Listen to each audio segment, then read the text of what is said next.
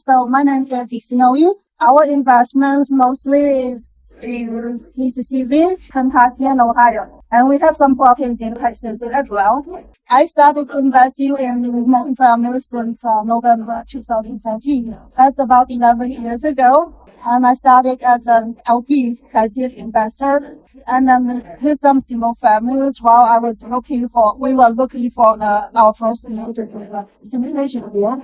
And it took quite a while, so I felt so frustrated that I couldn't get any deal, right? So it took quite a while for us to find our first deal. So I was like, how about just get into something other than the passive investment or multifamily. So we got into our first single family rental. It was really fast. It was so easy in 2015.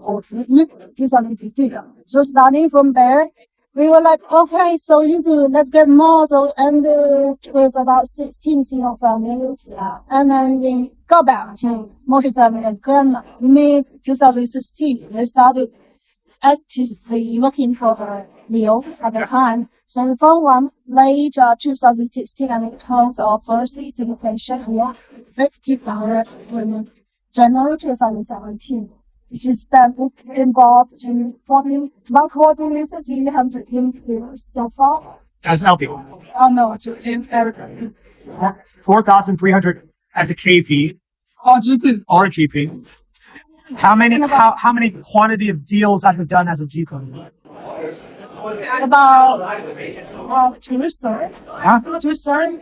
No, I would say probably 50%. No, but how many deals is that, right? Because 4,300 units could be one port. So there were about more than 30 deals. 30 deals. They're not all gigantic. No, we started with some. Our first deal was 50. Yeah, but that was an LP. That's a GP. Okay, as a GP. And then we also got interest on your smaller deal like something owner. A lot of small ones. Those would be as JVs or as syndications? You syndicate in small deals. And then our biggest one was 256. 256 unit where? Mississippi. Okay, interesting. And then I imagine as you've gone through this process, you went from being one of many GPs to like being a lead sponsor, or you still sort of the person that comes in with somebody else as the operator? Because I know you don't live in, you're the operator in 3 different states. We manage most of our side. Okay. So yeah, but right now we are managing about 3600 units.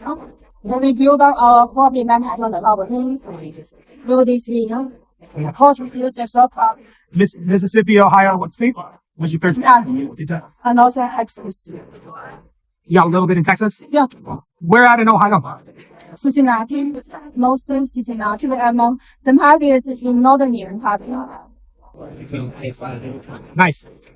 Thank you. How about you? What's your name? Gabriel Craft. Gabriel Craft. There you go. Yeah. So, how about you? I am a full-time syndicator, not vertically integrated. We use third-party property management. Okay. 1,000 units about, and I'm in Dallas. Oh, Dallas. So all of my units, except for 200 in San Antonio, but all my units are in Texas.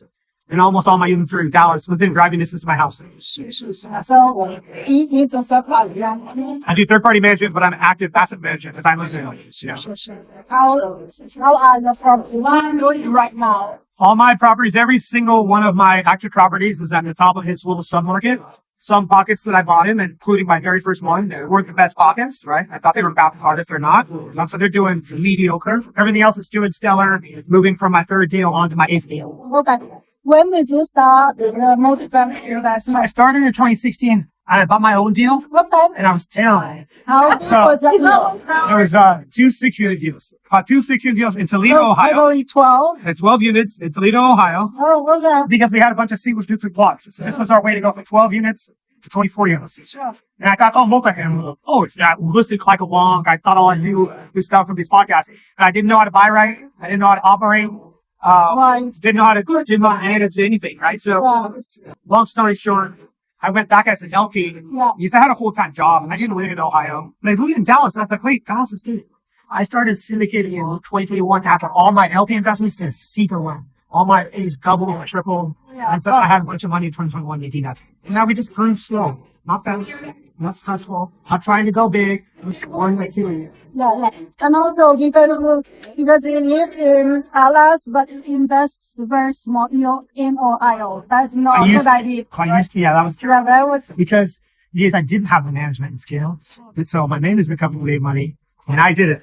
Yeah. They got. And your broker make money. Your loan office. Everybody that lives there, their little community. Your contractor. But I didn't. Money. Right. See, I didn't know any better. So I got a mentor. Kind of stuck with that mentor for a few years. Yes. And now, sort of in a position where we have our own community of investors. Just do stuff in Dallas. Also, nice. I mean, sometimes you have to run the house. Yep. So, what are your plans this year? Well, our plan this year was we are looking for some more deals, but so have in 2026. And then we just more focusing on the operation side of our business. Now, Trying to survive because you've probably scaled up like a lot of people in 2021. Freaking, it won't be this bad in 2024. sure, but actually, because all our portfolios, most of our returns, it's pretty good. Yeah. So, You're in some great markets to be in relative to people that got attracted to syndications. Sure. You went for the smaller markets that ended up being steady as opposed to Dallas and Houston. So, and then another thing we are doing right now is doing some new build and research, smaller. Try it out, learn Yeah. it, scale that. How about Marianne? You guys said I'm multifamily. Yeah, you're and I am not. Yeah, you're I coming am in. not. You are. So You're I'm here. in a different. You're Okay, here. good. Also real estate. Okay, yes, I am trying to get into multifamily. So this is my first time on some of the discussions that we are having here. So I've been in the residential real estate for getting to 10 years now. So I started very basic, and I have come from that. It took me like 3-4 years to get the learning piece together before I can actually implement. So once I started, I picked up from those. So I'm happy I've been learning from you guys today and all. So, yeah. It's continuing. Oh, so what's your plan? I will be getting to multifamily. Definitely. That is my plan this year. Hi, Monsieur. Come on out. Slide in even closer. Come on. Yes. Zach. Okay, what's your name? Zach. Zach, nice to meet you, Snowy. Really nice. So we are doing a group for networking, and we are doing a video of some time. So Zach, could you please introduce yourself? I'm Zach. I'm from Prescription. Okay, what do you do, Zach? Primary trade is commercial roofing, multifamily, Okay, restoration. how many years? 16 years. 60. Awesome. So what do you think the market in 2026? Having ever, do you see any news over here? I haven't really looked quite yet this year. I think it's called Yeah. We've worked together on a project before because he's one of the best roofers in all of Dallas. So they handle commercial grade roofing. Okay. Very competitive. She has presence in Ohio, Mississippi, Kentucky, and they're trying to do some in Texas. Also, new build stuff in Texas. She's a good contact for you. And me and Marianne, we're just small fish. We're trying to figure out. We're like shooting over here. It's good stuff. I mean, we're doing a massive project in Dallas. Like I said, renovation right now. It's three roofs together. It's farmboards, all kinds of things. We're kind of build out right now. Okay. It's been a good January so on. Awesome. Good. Good weather. Yeah. Been lucky. Because I know like some of the contractors doing renovation or even roofing, I think the business is dropped a lot since a lot of years ago. Really? You guys stayed pretty steady? Yeah, for the most part, thankfully, because a lot of the competitors have, like a lot of our industry people have said that it's definitely drop off almost 30%. Like the supplier is where we kind of get a lot of the info from because they sell a product and their business is down. Okay, but down from which years? From just the previous year, from 2025 was pretty low. But So is that only in the commercial space or commercial and residential? commercial is Commercial residential. Why is that? Is it because of the lack of named storms and the better weather in Texas? it was slower on the storm side because I went to a thing 10 days ago, and I storm it started with us. So you asked me how much happened, and we go through the whole thing. All the worst years. US Yeah, which is worse as in best. Yeah, best for us homeowners. Right. Good for people who don't. Yeah. But as far as the reconstruction type stuff, that was one of the worst years. So that was a slowdown. What else? What else? Probably just capital expenditures are a little bit lower. So they've been deferring it. Yeah. Oh, for somebody like you that's been around decades, that just means it's going to be better when they have like the roof has to be nice. Yeah, it's something that it's constantly growing, so it's coming. It's just we're gonna go through these little months like it's just one of those things. But we know pretty steady. Like I said, which also which we're trying. Just to dork out for a second, what's the top line on the? I forget the name of. Love is it? Not love. Yeah. What's the top line? 10. 10. Okay, mom. It's right. Yeah.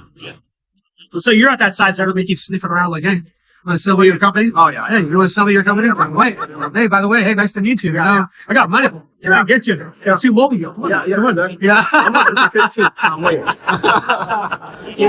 That's awesome. So what are you I still have energy. I got it. So what are you hoping to gain or learn from my sponsors working? Just meeting great people like you, just talking, even though that sometimes it results in more clients for me, sometimes not. It's just to see people I invest with, never know anything. So it's great. I like coming down there. Yeah. It's on my calendar every year. It's a Saturday. Why'd you bring the other half? Well, see, he's got a rock star wife. That's the secret to success. That's how you grow a $10 million business. You know what I mean? You have a rock star wife. Yeah. How's she doing? She's doing great. Yeah, doing great. Kids are getting up there. Yeah, my son's 10, and the one's in college. My daughter, she's in Ohio State.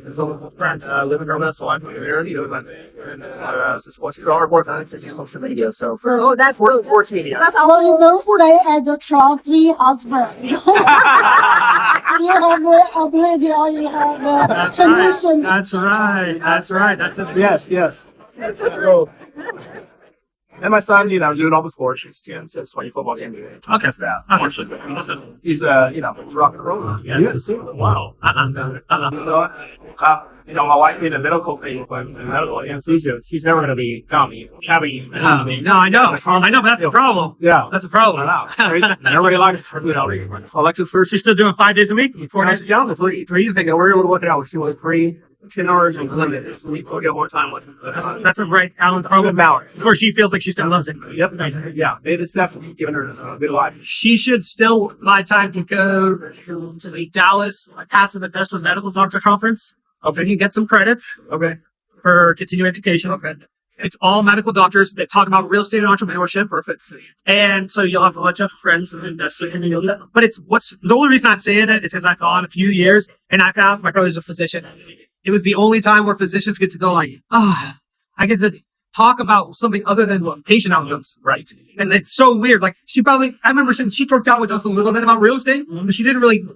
She wasn't sure about her community because the community was just like, what do you mean a mess? So, like, no, you're in this. Yeah, but they don't really know what. They don't want this. And that's a community of people. And there's a lot of people, especially in Dumbo. I think she'll take a good word on it. And it's in Dallas. So we're really there. Are you from the medical industry? Not at all. But I went to that because one of the people that's in my mentorship group runs it. Is Peter Kim. Doctor, super sharp guy. I wanted to see what it was all about. I wanted to see what it was all about. Peter's just got good vibes, and so went to his event. And